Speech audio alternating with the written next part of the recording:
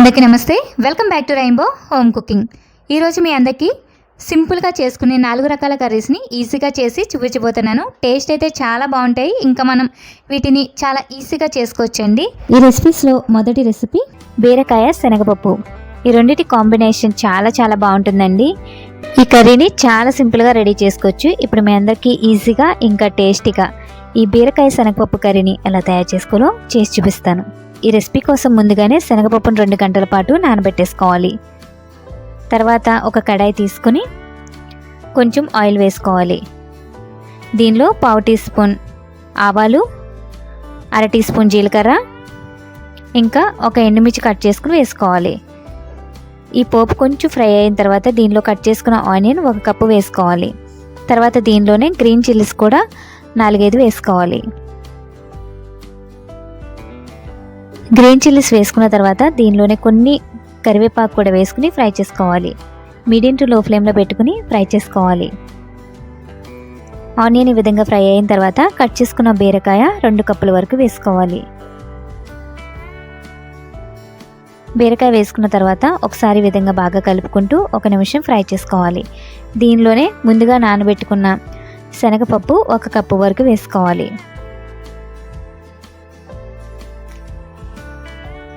బీరకాయ శనగపప్పుని 1 నిమిషం ఇలా కలుపుకుంటూ ఫ్రై చేసుకోవాలి. ఇలా కలుపుకున్న తర్వాత మూత పెట్టుకుని లో ఫ్లేమ్లో ఉంచుకోవాలి. బీరకాయ నుండి వచ్చిన వాటర్ అంతా ఈ విధంగా అయ్యేంత వరకు లో ఫ్లేమ్లో పెట్టుకుని ఉడికించుకోవాలి. వాటర్ అంతా అయిపోయిన తర్వాత 1/2 టీ స్పూన్ పసుపు, ఇంకా 1 టీ స్పూన్ కారం, టేస్ట్కి సరిపడినంత సాల్ట్ వేసుకోవాలి. దీనిలో ఎలాంటి మసాలాలు యాడ్ చేయనవసరం లేదండి. ఇలా మసాలా లేకుండా చేసుకుంటేనే కర్రీ టేస్ట్ చాలా బాగుంటుంది. కారం, ఉప్పు, ఇంకా పసుపు అన్నీ వేసుకున్న తర్వాత ఇలా 1 నిమిషం బాగా ఫ్రై చేసుకుని 1 కప్పు వాటర్ వేసుకుని కర్రీని ఉడికించుకోవాలి. బీరకాయ నుండి వచ్చిన వాటర్లో కర్రీ కొంచెం ఆల్రెడీ కుక్ అయిపోతుంది. 1 కప్పు వాటర్ వేసుకుని మీడియం టు లో ఫ్లేమ్లో పెట్టుకుని కర్రీని ఉడికించుకోవాలి. ఈ కర్రీ రోటీ, పుల్కా, చపాతీ ఇంకా రైస్లోకి అయితే చాలా బాగుంటుంది. అన్నిటిలోకి కూడా చాలా టేస్టీగా ఉంటుంది.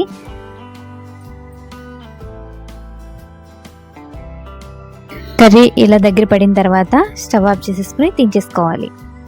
బీరకాయ శనగపప్పు కాంబినేషన్ చాలా బాగుంటుందండి. చూసారు కదా, రెసిపీ అయితే చాలా ఈజీగా అనిపించింది కదా. టేస్ట్ కూడా చాలా బాగుంటుంది. తప్పకుండా ఈ రెసిపీ మీరు కూడా ఒకసారి ట్రై చేయండి. తర్వాత రెసిపీ క్యారెట్ కొబ్బరి ఫ్రై. చాలాకి క్యారెట్ ఫ్రై అనగానే కొంచెం తినడానికి ఇబ్బంది పడతారు, అందరికీ ఇష్టం ఉండదు. కానీ ఇలా కొబ్బరితో ఫ్రై చేస్తే, కొబ్బరి వేసి ఇలా క్యారెట్ ఫ్రైని చేస్తే టేస్ట్ చాలా బాగుంటుందండి. ఈ రెసిపీని ఈజీగా టేస్టీగా ఎలా ప్రిపేర్ చేసుకోవాలో చేసి చూపిస్తాను. ఈ రెసిపీ కోసం ఒక 3 to 4 టేబుల్ స్పూన్ వరకు ఆయిల్ వేసుకోవాలి. నువ్వుల నూనె అయితే టేస్ట్ చాలా బాగుంటుంది. దీనిలో 1 టీ స్పూన్ మినపప్పు, 1/2 టీ స్పూన్ ఆవాలు, ఇంకా 1 టీ స్పూన్ జీలకర్ర వేసుకుని కొంచెం ఫ్రై చేసుకోవాలి. ఇవి లైట్గా ఫ్రై అయిన తర్వాత దీనిలో కొన్ని కర్రీ లీవ్స్ని యాడ్ చేసుకోవాలి. ముఖ్యంగా క్యారెట్ ఫ్రై చేసుకునేటప్పుడు నువ్వుల నూనెతో చేసుకుంటే టేస్ట్ చాలా బాగుంటుందండి. క్యారెట్ని ముక్కలుగా కంటే కూడా తురుముకుని చేసుకుంటే టేస్ట్ ఇంకా బాగుంటుంది. కర్రీ లీవ్స్ వేసుకుని కొంచెం ఫ్రై చేసుకోవాలి. తర్వాత దీనిలోనే కట్ చేసి పెట్టుకున్న ఎండుమిర్చి ఒక 4-5 వేసుకోవాలి. దీనిలో నేను పచ్చిమిర్చి ఏమీ యాడ్ చేసుకోవట్లేదు, ఎండుమిర్చి కారం సరిపోతుంది. తర్వాత దీనిలో పొట్టి తీసిన వెల్లుల్లి కొన్ని వేసుకోవాలి. మీకు ఇష్టమైతే ఇంకా ఎక్కువ పెంచుకోండి. 1/2 టీ స్పూన్ పసుపు కూడా వేసుకోవాలి. తర్వాత దీనిలో తురిమిన క్యారెట్ 2 కప్పుల వరకు వేసుకోవాలి. ముక్కలుగా కంటే కూడా ఇలా తురుముకుని వేసుకుంటేనే టేస్ట్ చాలా బాగుంటుంది. పిల్లలు కూడా చాలా ఇష్టంగా తింటారు. క్యారెట్ తురుము వేసుకున్న తర్వాత లో ఫ్లేమ్లో ఫ్రై చేసుకోవాలి. హై ఫ్లేమ్ మీద అస్సలు ఫ్రై చేసుకోకూడదండి, లో ఫ్లేమ్ మీద మాత్రమే ఫ్రై చేసుకోవాలి. మూత పెట్టుకుని ఇలా కలుపుకుంటూ ఫ్రై చేసుకోవాలి. తర్వాత దీనిలో టేస్ట్కి సరిపడినంత కొంచెం సాల్ట్ కూడా వేసేసుకోవాలి. సాల్ట్ వేసుకున్న తర్వాత ఇలా కలుపుకుంటూ ఫ్రై చేసుకోవాలి. కొబ్బరి ముందుగా వేసుకోకూడదండి, క్యారెట్ బాగా ఫ్రై అయిన తర్వాతే యాడ్ చేసుకోవాలి. క్యారెట్ ఇలా 80% మనకి ఫ్రై అయినట్టు అనిపిస్తే తురుముకున్న కొబ్బరి 1 కప్పు వేసుకోవాలి. కొబ్బరి ఇంకా క్యారెట్ని కలుపుకుని ఇలా కలుపుకుంటూ లో ఫ్లేమ్లో ఫ్రై చేసుకోవాలి. కొబ్బరి వేసుకున్న తర్వాత 4-5 నిమిషాలు ఈ విధంగా ఫ్రై చేసుకుంటే సరిపోతుంది. ఇలా ఫ్రై చేసుకుంటే క్యారెట్ కొబ్బరి ఫ్రై చాలా ఈజీగా రెడీ అయిపోయినట్టే. బ్యాచిలర్స్ కూడా చాలా ఈజీగా ఈ ఫ్రైని చేసేయగలుగుతారు. టేస్ట్ కూడా చాలా బాగుంటుంది.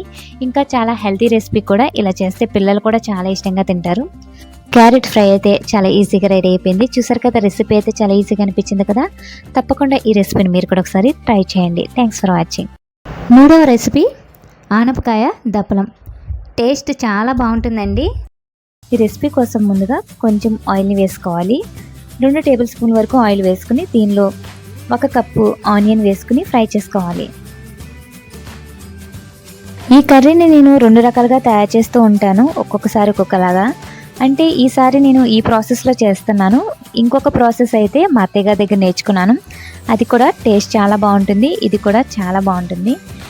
ఆనియన్ అయితే ఇలా ఫ్రై అయిన తర్వాత దీనిలో పచ్చిమిర్చి కూడా వేసుకుని ఫ్రై చేసుకోవాలి. తర్వాత కట్ చేసి పెట్టుకున్న ఆనపకాయ ముక్కల్ని 2 కప్పుల వరకు వేసుకోవాలి. ఆనపకాయ ముక్కలు వేసుకున్న తర్వాత ఎక్కువ టైం ఫ్రై చేయని అవసరం లేదు. ఒక 2 మినిట్స్ ఇలా ఫ్రై చేసుకుంటే సరిపోతుంది. తర్వాత దీనిలో 2 కప్పులన్నర వాటర్ని యాడ్ చేసుకోవాలి. మీకు కొంచెం గట్టిగా కావాలంటే కొంచెం వాటర్ తగ్గించుకోండి. కొంచెం పలుచగా కావాలంటే కొంచెం వాటర్ని పెంచుకోండి. ఆనపకాయ ముక్కలు మెత్త పడేంత వరకు కూడా ఉడికించుకోవాలి. స్టవ్ని మీడియం ఫ్లేమ్లో పెట్టుకుని ఉడికించుకోవాలి. ఈ లోపల ఒక గిన్నె తీసుకుని లెమన్ సైజ్ అంతా చింతపండుని వేసుకుని వాటర్ వేసుకుని నానబెట్టుకోవాలి. ముక్క ఇలా మెత్తగా అయ్యేంత వరకు ఉడికించుకోవాలి. తర్వాత దీనిలో 1/2 టీ స్పూన్ పసుపు, 1 టీ స్పూన్ కారం వేసుకోవాలి. తర్వాత రుచికి సరిపడినంత ఉప్పుని కూడా యాడ్ చేసుకోవాలి. ఈ కర్రీని కుక్కర్లో పెట్టుకుంటే ఇంకా ఫాస్ట్గా రెడీ అయిపోతుంది. నేనైతే నార్మల్గానే ఈరోజు వండుతున్నాను. టేస్ట్కి సరిపడిన సాల్ట్ కూడా వేసేసుకున్న తర్వాత దీనిలో మనం ముందుగా నానబెట్టుకున్న చింతపండు వాటర్ని కూడా వేసేసుకోవాలి.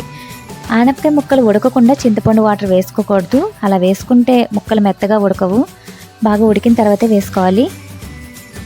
తర్వాత దీనిలో 2 టీ స్పూన్ల బెల్లం వేసుకోవాలి. బెల్లం ఇష్టం లేదు అన్న వాళ్ళు 1 టీ స్పూన్ అన్న వేసుకోండి. ఎందుకంటే ఇది మరీ పులుపుగా ఉంటే టేస్ట్ అంత బాగోదు. కొంచెం దీనికి బెల్లం వేసుకుంటేనే టేస్ట్ చాలా బాగుంటుంది. వాటర్ అంతా అయిపోయి ఇలా కర్రీ దగ్గర పడేంత వరకు ఉడికించుకోవాలి.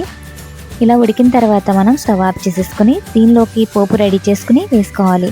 ఈ కర్రీకి పోపు వేసుకుంటేనే టేస్ట్ చాలా బాగుంటుంది. పోపు కోసం కొంచెం ఆయిల్ని వేసుకోవాలి. దీనిలో 1/2 టీ స్పూన్ ఆవాలు, 1/2 టీ స్పూన్ మినపప్పు, 1 టీ స్పూన్ జీలకర్ర వేసుకుని కొంచెం ఫ్రై చేసుకోవాలి. పోపు దినుసులన్నీ కొంచెం ఫ్రై అయిన తర్వాత దీనిలో కర్రీ లీవ్స్ని వేసుకోవాలి.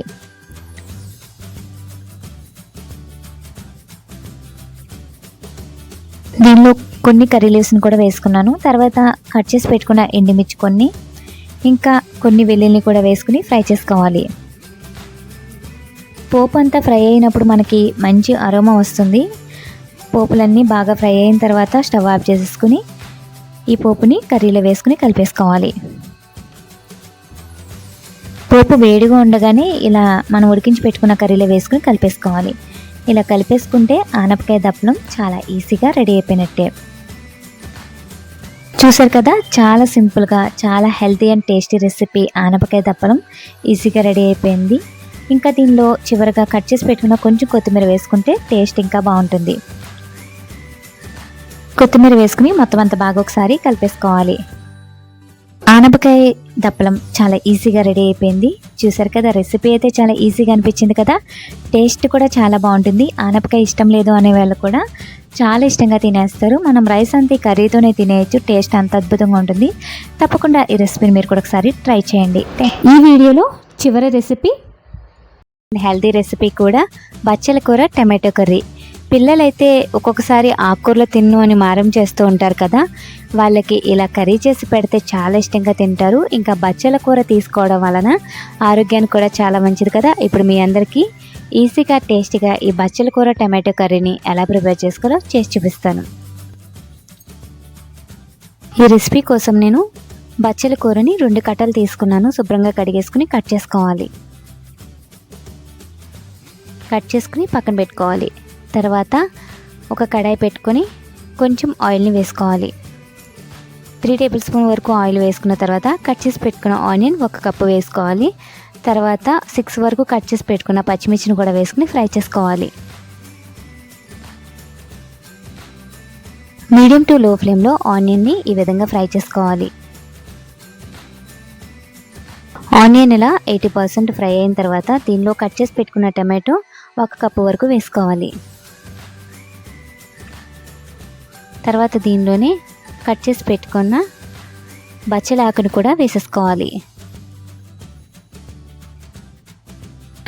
బచ్చల ఆకు టమాటోని ఇలా మీడియం టు లో ఫ్లేమ్లో ఈ విధంగా కలుపుకుంటూ ఫ్రై చేసుకోవాలి. తర్వాత దీనిలోనే 1/2 టీ స్పూన్ అల్లం వెల్లుల్లి పేస్ట్ వేసుకోవాలి. ఎక్కువ వేసుకోని అవసరం లేదు, 1/2 టీ స్పూన్ వేసుకుంటే సరిపోతుంది.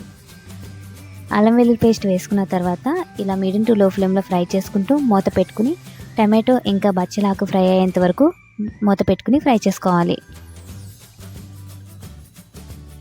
టమాటోలు ఇలా మెత్తగా అయ్యేంత వరకు ఫ్రై చేసుకోవాలి. ఇలా ఫ్రై అయిన తర్వాత దీనిలో 1/2 టీ స్పూన్ పసుపు, 1 టీ స్పూన్ కారం వేసుకోవాలి.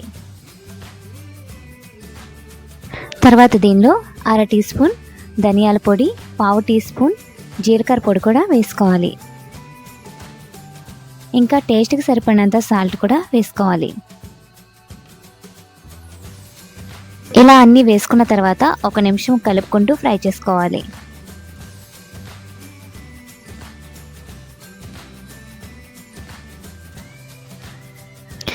ఈ విధంగా ఫ్రై చేసుకున్న తర్వాత 1 కప్పు వాటర్ని యాడ్ చేసుకుని మీడియం టు లో ఫ్లేమ్లో కర్రీని ఉడికించుకోవాలి.